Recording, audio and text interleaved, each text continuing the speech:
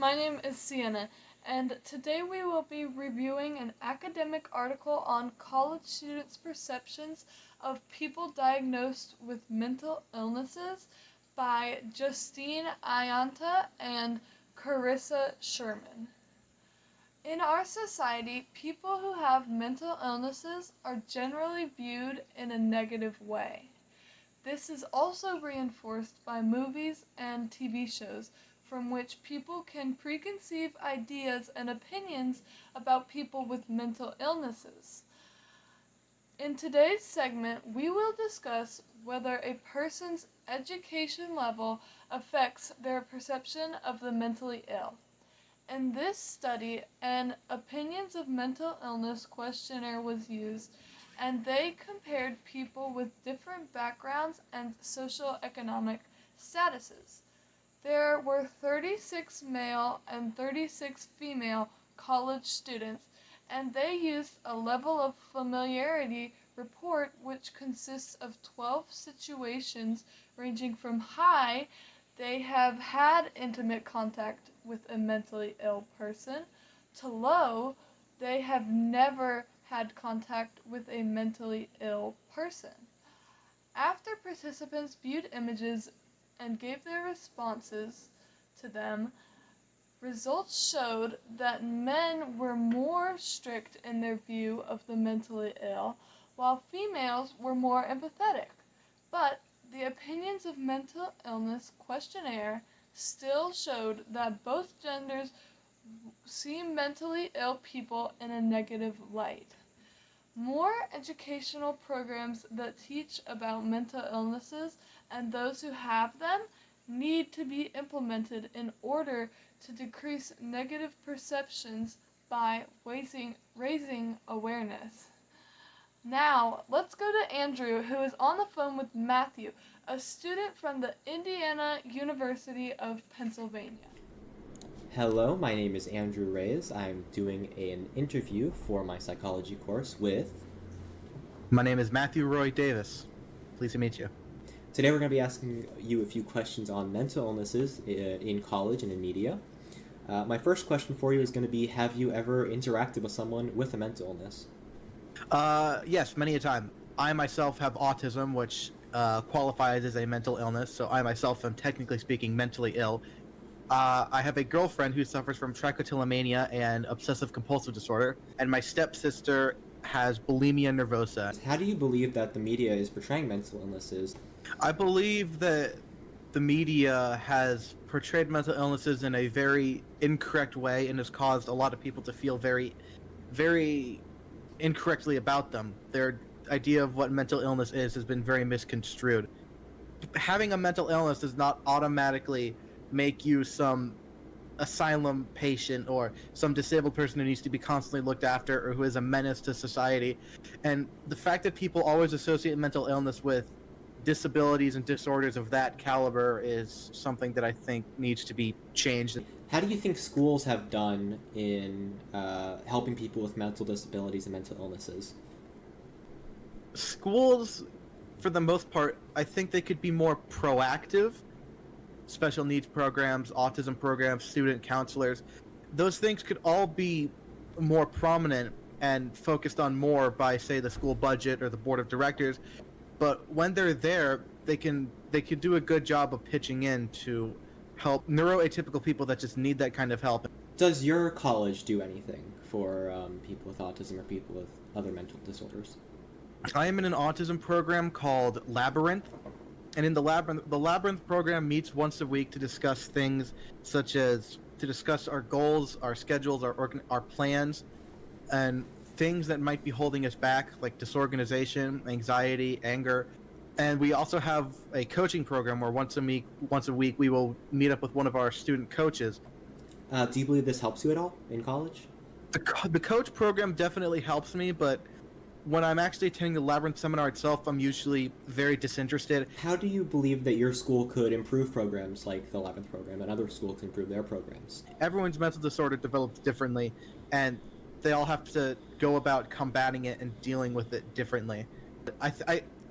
That might be the way to do it, is to emphasize the needs of individual students rather than the entire group as a whole. Well, thank you very much. Thank you for interviewing with me. Thank you for having me. I greatly appreciate it, and I hope you have a nice day. You too. All right, my name is Andrew Reyes. Today I'm doing an interview for my psychology course. Can I get your name? You can call me Paul. Paul. Okay. Where are you from? Brazil. Brazil. All right. Today I'm going to be asking you questions on mental health and mental illnesses in college. Okay. The first question is, have you personally interacted with someone who's mentally ill in your college lifetime? I know someone who had uh, hyperactivity disorder, but other than that, I don't know any person who has been diagnosed formally with kind of mental illness. Do you think that schools have been doing enough for people with mental illnesses? I think it depends. Many people take the tools from school in different kind of ways. Some people can handle it, some other people cannot. They get overwhelmed by job, school, and everything. They may have depression, they may have other illnesses. So it kind of depends on the individual, in my opinion. What more do you think that schools could be doing right now to help their students? I think the schools could be more flexible with everyone as a whole. You have to work the way they want, you have to do everything the teachers ask, and the teachers do everything their superiors ask. I think that grades and that kind of thing does not tell everything about the students. So if we are more open to more ways of analyzing students, we can relieve the burden that is under some people. Do you believe that media portrayals through movies and television, do you believe that those are portraying mental illnesses the right way? I think that a lot of things are shown with a lot of stereotypes. And that's not only on movies, only on TV, even talking to someone. So a lot of people may think that an issue can be an actual mental illness, but it may not be. And maybe media contributes to it, maybe movies contribute to it.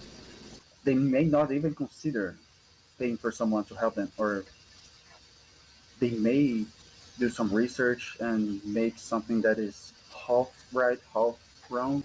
Well, thank you very much for taking the time for this interview. I greatly appreciate it. You're welcome. I hope you have a nice day. Did you have a great night?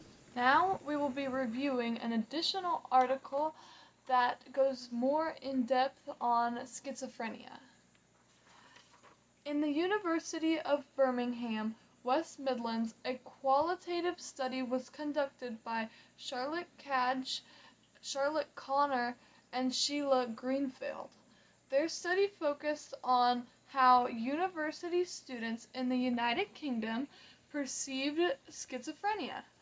The study selected 20 students that ranged between ages 18 and 22 who had different ethnic backgrounds and religion. The research broke down into 5 themes. Number 1, the students' knowledge of schizophrenia. 2, what causes schizophrenia. 3, how they can get help. 4, the effects of schizophrenia. And 5, stigma to schizophrenia. From research data, they found that students had a lack of knowledge of schizophrenia and many misconceptions. They also found that some students, specifically those that believe in possession and spirits, believed that mental illnesses are caused by the paranormal. Students often see schizophrenia as a dangerous or frightening disease. Several students were not aware that help is available for schizophrenia. Some students also say that there are a lack of alternative options for help. In the end, the students discussed how mental illnesses are seen as taboo topics and are not much talked about in the community. Now, let's go to Malik, who is with Dr. Caffrey, an expert in the field of psychology. I just want to get your opinion as an expert on the topic of psychology regarding the perception of college students and just in general of how people generally view people with mental disorders. So my first question is, have you ever interacted with a person that you perceived as mentally ill? And when was it that you actually realized that that person was mentally ill, or was you unable to tell? I, being a psychology professor, um, it's not even just that I see that people have mental illness. I think students, especially, are more likely to confide in me that they have mental illness, knowing my background. So I feel like I deal with every semester at least 5 or more students that have revealed some kind of mental illness, whether it be PTSD or depression, and so I interact with them frequently. I've only had one case of a student where I felt like they were severely mentally ill, and had contacted me regarding experiencing hallucinations, and so that was the only severe situation. But in class, I did not suspect that that student um, had that kind of mental illness. Okay. How many movies do you believe realistically portray mental disorders correctly? That's a good question, and obviously it's based on my assignments that I give to my intro to psych students. That's a topic that I am interested in, actually, and I think that a lot of movies attempt to show mental illness, but I think that in order for entertainment purposes, it's depicted a lot of times in a way that's stereotypical, shows people as being more violent than they would normally be, or even to the point of, I'm thinking of a movie like Split, where the person becomes a mystical beast. So it's exaggerated, and so I think that Hollywood can perpetuate stereotypes about people that are mentally ill. I do think that they are trying to move in some movies in a direction where it's more realistic. But again, for entertainment purposes, I think that they always have to be a little bit dramatic. So I'd like to see more movies that show it in a more realistic way. Do you believe a mental awareness month, or maybe even a yearly event, would counter stigmas associated with mental illness and how they're viewed by the general public? So, I mean, I think it can be helpful to have a mental illness awareness month and to have social media influencers and celebrities talk about it. But I think without a underlying understanding of what it is, and what are some of the resources to help it, I think people will still be like, judgmental and yeah, So, and hold some stigma. across the United States, what percentage of people do you believe have not been diagnosed with mental illness, instead of the amount of people that have actually been diagnosed? So I think that there is a lot of people out there that are in those positions where maybe they're going through a temporary thing or they have some PTSD, and they're just not aware of it. So I think that there's a ton of people that are not diagnosed, and could benefit from seeking help or talking about it. And if they felt more comfortable, maybe they would. But I don't know that I could give like a number to that. But I do think that there are a lot of people that have gone through something or going through things, and yet there's probably still a lot of people that have some kind of chronic mental illness as well, that's undiagnosed. So I'm sure there are probably more people out there undiagnosed than actually diagnosed.